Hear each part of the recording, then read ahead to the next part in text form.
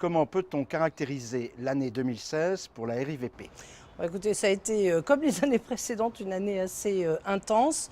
Nous avons maintenu un effort de production de logements neufs assez élevé. Donc on a sorti 1231 logements sociaux neufs. Nous avons également maintenu un effort d'investissement très important à hauteur de 139 millions dans notre patrimoine plus ancien pour la maintenance ou la réhabilitation.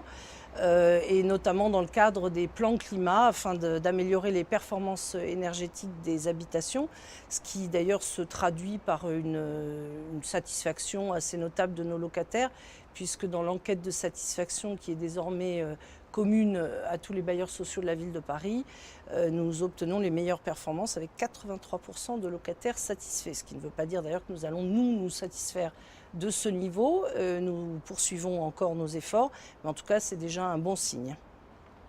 Quelles ont été en 2016 les initiatives les plus marquantes de la RIVP en faveur de ses locataires?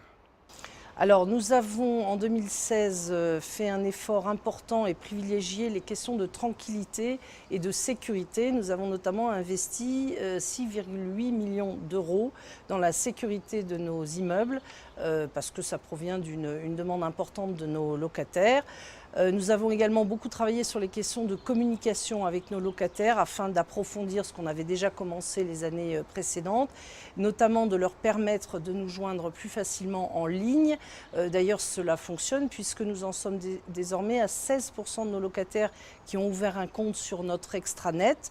Nous avons aussi enregistré 4000 demandes directes sur cet extranet. Ils nous saisissent directement. Également 12 000 paiements en ligne. Donc ça, on voit que c'est utile, pratique et opérationnel. Ça leur facilite leur vie quotidienne.